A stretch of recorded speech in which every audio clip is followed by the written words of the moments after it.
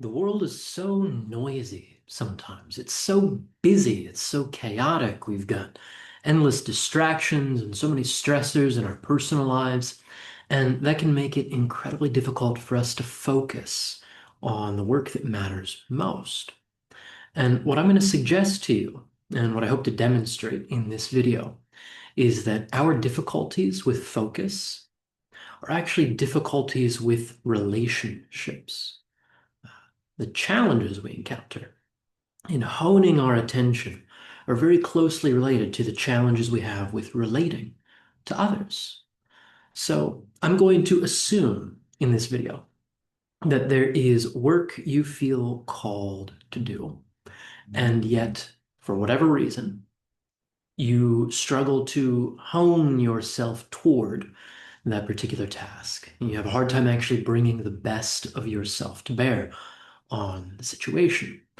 I know I can relate to that in my own way as well. I'll share an example of that from just this morning, actually. But first, let's begin with the idea that work, any work worth doing, is in service to somebody. And I'm going to encourage you to consider for a particular task that you find it hard to focus on, who is this work in service to? And I encourage you to think of specific people. Maybe these are your clients.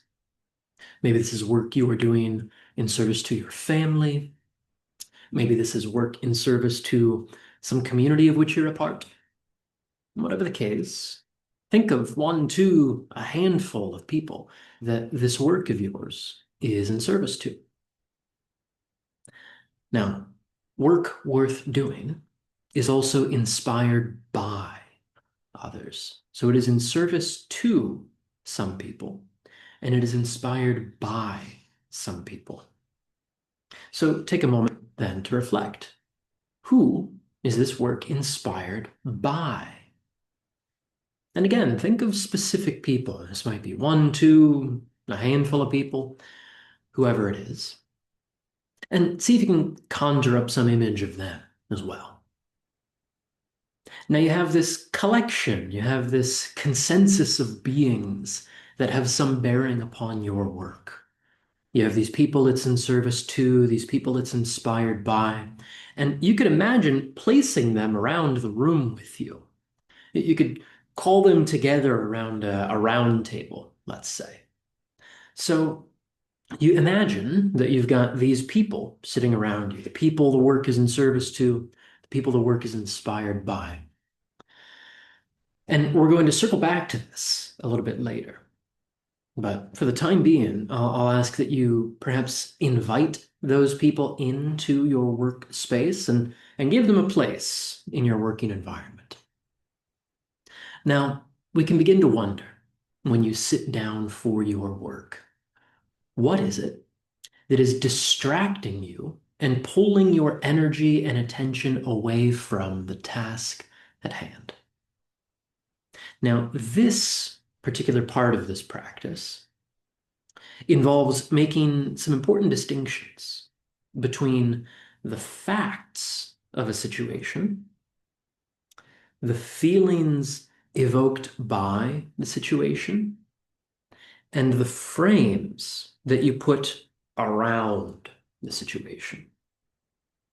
So the facts would be the observable events that occurred.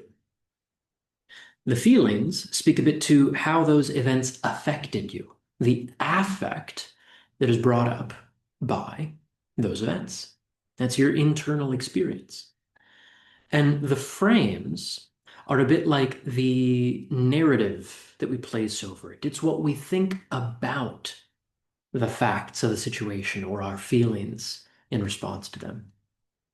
Now, I won't go into too much detail on facts, feelings, and frames in this video. I will say if you are interested in really diving into that specific skill set, making those distinctions, let me know in the comments. I've got a workshop that I'm happy just to send you the recording to. It's about 45 minutes, takes a deep dive into facts, feelings, and frames. But what we're looking to do when we sit down to a task is figure out what is it, if anything, that's distracting us away from the task at hand. Now, keep in mind that distraction, its etymological roots, simply mean to pull us from or pull us apart. So it is pulling us away from the work at hand.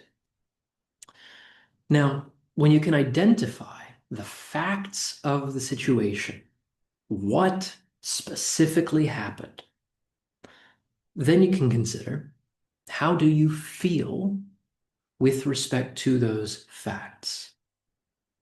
Now, I'll give you an example of mine from this morning to help concretize this, help you give something to sink your teeth into. So I sat down for a bit of scholarly work this morning. There was some research I wanted to do, some writing that I wanted to work on, and I found myself distracted by a conflict in a very close relationship of mine. And in this relationship, we've run into these recurring challenges. We seem to be circling around the same issues. Again and again and again, we find ourselves in a very similar situation. Now, in terms of the feeling that evokes, that is frustrating for me. I am well aware of that. It is a very frustrating situation. The fact that I just left out, though, is that I noticed yesterday, the fact is, I am losing interest in working through this difficulty, this person. And that is a very important fact. That changes the feeling of the situation. So the fact is, I'm frustrated. I don't know that we're going to be able to work through this. Maybe we will, maybe we won't. What I know is that I am losing interest in figuring that out. And the question then is, how do I feel about that fact? How do I feel about these facts of the situation? And I realized that I was sad. It's sad for me to think about losing interest or having lost interest in discovering whether or not we are able to work through these challenges. So when we identify the facts of a situation, and we can identify our feelings with respect to those facts, setting aside the frames, right? You'll mention that I'm sharing nothing about the frames, the meanings that I read into this situation. That's not actually very important in terms of our ability to focus. So when I can identify the feeling, I feel sad about the fact that I'm losing interest in discovering whether or not we are capable of working through these conflicts. I can begin to connect with the felt sense of that feeling. In other words, the question here is, how do you know how you feel? You know how you feel about those facts. How do you know how you feel? And when I connect with my experience of sadness in the present, you can hear it in my voice, probably. I can feel it in my voice. There's a tenderness here. There's this kind of ache that I'm aware of in my chest. There's a heaviness that I notice in myself. There's a downward quality. I notice the impulse to cry. My eyes have that prickly, tingly feel. So when I sat down for my work this morning, I noticed that this is how I am feeling. That situation, the facts of the situation, that's distracting me from the work that I'm here to do. There's this feeling that I am bringing to my work. And it's important for us to recognize that the feelings we bring to our work are a part of how we approach that work. So if you can then connect with the felt sense of what you feel with respect to the facts of the situation that is distracting you, the next step then is to bring that feeling into relation with others. And this is a very difficult task for us. Ideally, this is something we can do in the presence of a therapeutic container. But I find that this is equally effective, quite frankly, when we engage in imaginal practice with this too. So you'll recall that I began this video with the inquiry into who is this work in service to, and who is this work inspired by? And I encouraged you to set those figures up along a round table in your imagination. You could do this with a literal table and chairs. There's no need to make it literal, no.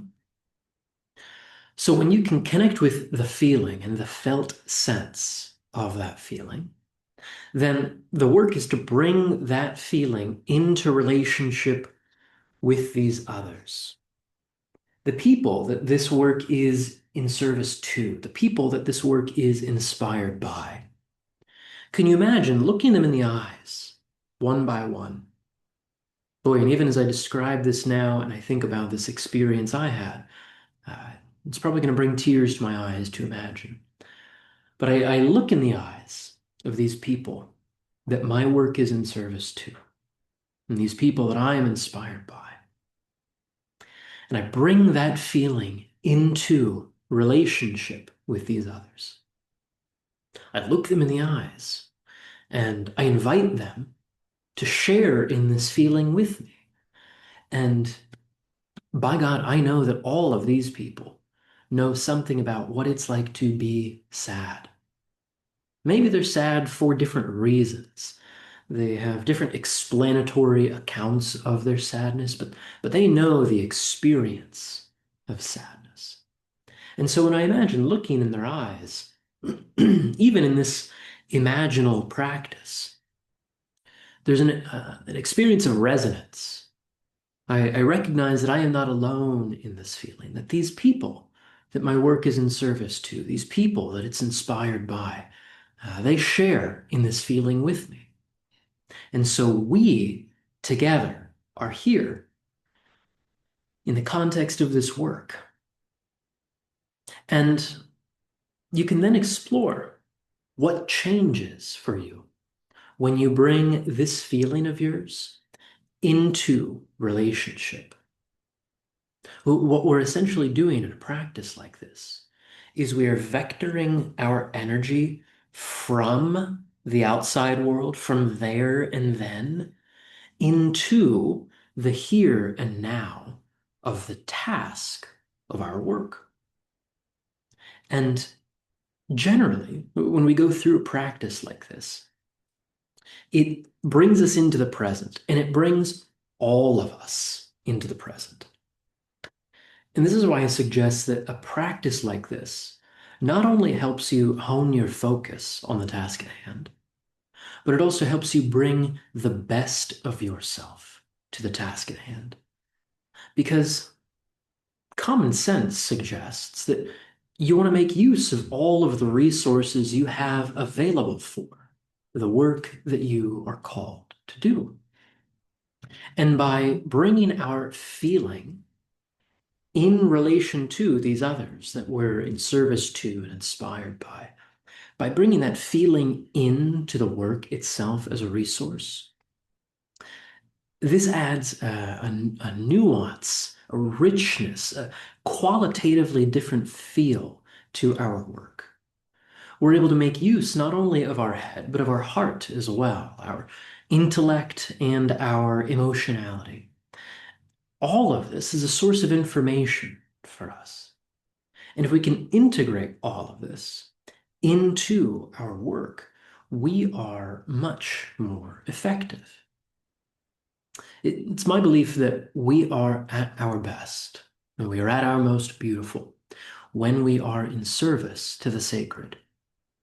When we remember ourselves as being woven into the fabric of the sacred, that's when we are potentiated to bring our best and our most beautiful effort to whatever task is at hand. And a way that we can remember that is by bringing all of us for all of us. So I bring my know-how, I bring my intellect, I bring my intention, I bring all of that, and I bring my emotionality, I bring my feelings to bear on the situation. And I don't just bring me in a vacuum, isolated, atomized, separate from. I bring all of me in relation to, again, the people that my work is in service to, and the people that my work is inspired by. Now, I don't know what a practice like this will do for you. What I know is that when I engage in a practice like this, and when I share this practice with clients, well, forget them. We'll talk about the situation this morning. That was the example we used, right? When I went through this practice this morning, I was all in. I was all in. I knew the meaning and the significance of my work. I knew what it was for, its purpose. So this gives us a sense of the meaning, the significance, and the purpose of the work we're here to do. It situates us not just with respect to what this work is to become, but its origins in the people who've inspired us. Boy, ultimately, it brings us back into an experience of connection, the sacred. And I was amazed at how much I got done and how quickly the time went by. This, I would suggest, is what all this talk about flow states in work, what this is really reaching for, is some experience of the sacred. Uh, my hope is that you can have a similar experience of this when you apply this particular practice. So again, as a summary of what we've discussed, you're going to want to begin by remembering who your work is in service to. And frankly, if your work is not in service to anybody, it might not be work worth doing. Now, in addition, you want to consider who your work is inspired by. And again, if this work isn't inspired by anybody, it might not be work worth doing. So when you consider who your work is in service to, who it's inspired by, you imagine each of those people. You set them somewhere around the room with you. You invite them in to this imaginal space. You basically invite them in as collaborators in your work so that you do not have to work alone. Then you ask yourself, what, if anything, is distracting me from being fully present in this task? As you work through the distraction, you want to consider the facts of the situation, the externally observable events that occurred. What happened? Then you want to consider, how do you feel with respect to those facts? What is the internal emotional experience? And you want to separate that from the frames you might put over the situation. This can be tricky for people. For example, rejected isn't a feeling, that's a frame. Uh, he shouldn't have done that isn't a feeling, it's a frame. Abandoned isn't a feeling, it's a frame. It's never going to work out isn't a feeling, it's a frame. If you want to dive deeper into this, just let me know in the comments. I'll happily send you the link to a workshop. It's about 45 minutes looking at facts, feelings, and frames. But for the time being, when you can connect with the feeling about the fact of the situation, how you feel with respect to the facts, then you want to connect with the bodily experience. Let yourself fill up with the feeling. Don't bind it up in tension. Let yourself fill up with the emotional experience. And then bring that emotional experience into relationship with the people your work is in service to and the people it's inspired by. Imagine looking them in the eyes and inviting them into resonance with this feeling. You might ask each of them, do you know what it's like to be sad? Do you know what it's like to be sad? Do you know what it's like to feel sorrow? Do you know what it's like? You ask each of them, and by God, I'm willing to bet, even in your imagination, they will say yes. If this is truly work that you are called to do, the people it's in service to and the people it's inspired by, they know something about what you are going through right now. You're not alone in this experience, and you needn't work it alone. So, after having invited each of them into resonance, notice what changes about your readiness to work. Now, if you put this into practice, I'm not exactly sure what you can expect, but what I have experienced and what I've heard clients describe is that this is a way to bring much more focus to the task at hand, to be fully present with your work, to again recognize its meaning, its significance, and its purpose. And these things help us bring our best and our most beautiful effort to the work we're called to do. So I hope this is a blessing for you. I hope this helps you be of greater service to those you're here to serve. Uh, I hope this helps you do right by the people who've inspired this work of yours as well. And if you have any questions about this, or if you feel some impulse to share a reflection on this practice, please do so in the comments below. I am very excited to keep a dialogue like this going with you. So be well. We'll talk soon.